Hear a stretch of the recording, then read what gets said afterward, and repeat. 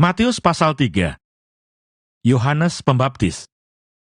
Pada waktu itu tampillah Yohanes Pembaptis di padang gurun Yudea dan memberitakan, "Bertobatlah, sebab kerajaan surga sudah dekat." Sesungguhnya dialah yang dimaksudkan Nabi Yesaya ketika ia berkata, "Ada suara orang yang berseru-seru di padang gurun, persiapkanlah jalan untuk Tuhan, luruskanlah jalan baginya." Yohanes memakai jubah bulu unta dan ikat pinggang kulit, dan makanannya belalang dan madu hutan. Maka datanglah kepadanya penduduk dari Yerusalem, dari seluruh Yudea, dan dari seluruh daerah sekitar Yordan.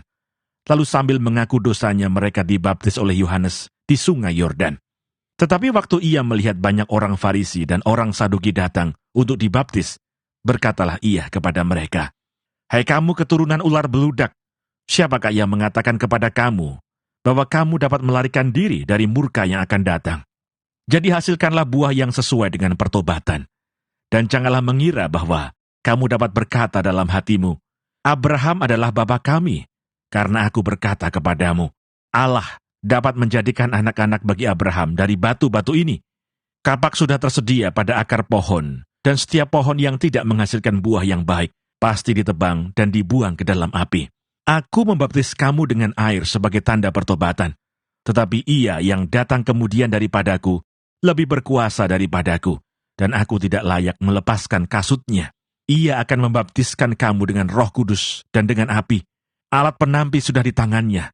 Ia akan membersihkan tempat pengirikannya dan mengumpulkan gandumnya ke dalam lumbung. Tetapi debu jerami itu akan dibakarnya dalam api yang tidak terpadamkan." Yesus dibaptis Yohanes. Maka datanglah Yesus dari Galilea ke Yordan kepada Yohanes untuk dibaptis olehnya. Tetapi Yohanes mencegah dia, katanya, "Akulah yang perlu dibaptis olehmu, dan engkau yang datang kepadaku." Lalu Yesus menjawab katanya kepadanya, "Biarlah hal itu terjadi, karena demikianlah sepatutnya kita menggenapkan seluruh kehendak Allah." Dan Yohanes pun menurutinya.